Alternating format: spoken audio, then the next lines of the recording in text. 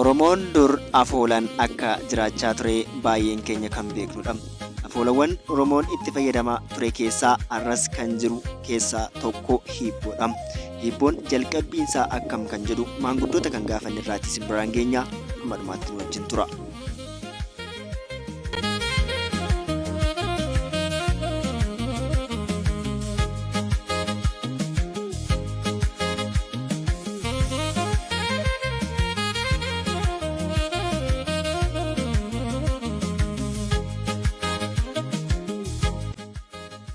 Egaa akkuma sila kaasnee afoola Oromoon itti fayyadamu keessaa tokko hiibboodha jennee jirra.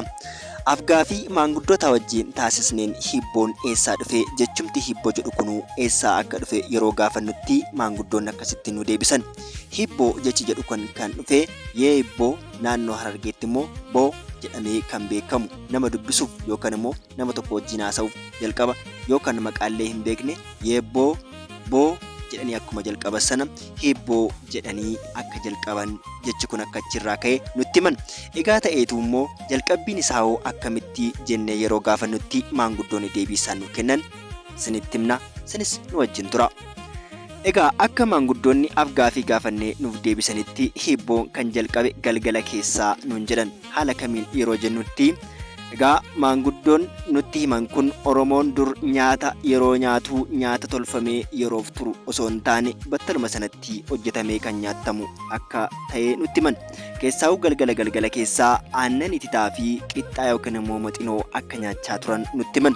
Egaa maxinoon immoo battaluma sanatti tolfamee ho'aasaa aannan ititaadhaan nyaattama waan ta'eef haati tokko hamma maxinoo yookaan immoo qixxaawwan kana tolchitee xumurtetti daa'imman rafuu danda'u.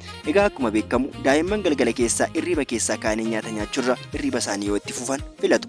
Kana waan ta'eef abbaan akka ijoolleen hin rafne yeebboo yookaan immoo hibboo jedhee jalqaba. Isaanis hibib yookaan immoo hibboxar jedhanii jalaa qabu.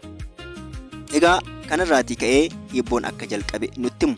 Egaa ta'eetu hiibboo kanas immoo bakka lamatti qoodanii nutti himan. Innis hiibboo hiibbakkaa fi hiibboxar jedhama.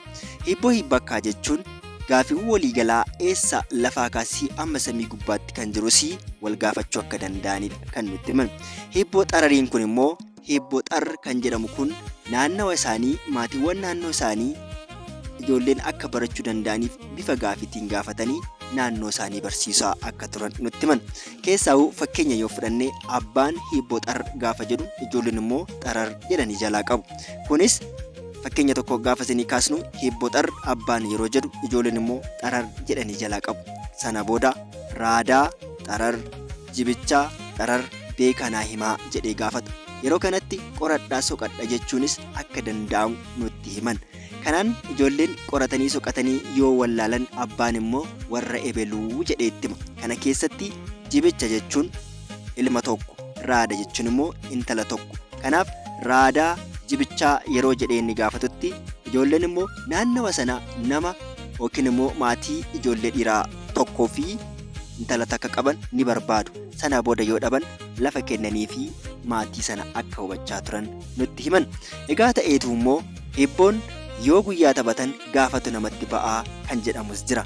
Kunis maaliif jedhamee yeroo jennee gaafannutti egaa ijoolleen bakka tokkotti yoo walitti deebi'anii guyyaa hiibboo wal gaafachuu jalqabani ijoolleen daddaa'imman akkasumas immoo isaanirraa umrii xiqqoo kan ol jiran loon tiksu, kaan immoo hoolota jabbilee tiksu. Ijoolleen kunniin immoo bakka tokkotti deebi'anii hiibboo yoo wal gaafatan waan tiksessanayyuu ni irraanfatu. Horiin isaan tiksessuun waan jalaa baduu fi guyyaa akka isaan gaafii waliin gaafanneef hiibboo yoo guyyaa wal gaafatan gaafatu namatti ba'a jedhee Oromoon ijoolleen akka loon tiksaniif tooftaa itti fayyadamaa turedha nuun jedhan. Maarree afoolawwan biroollee haaluma kanaan isinii dhiyeessina. Isin nu hordofaa. Kana jechuun subscribe, like, share nu godhaatii nu wajjin ta'a. Amma sanatti lafa jirtanitti nagaan nu tura. Horaa deebanaa.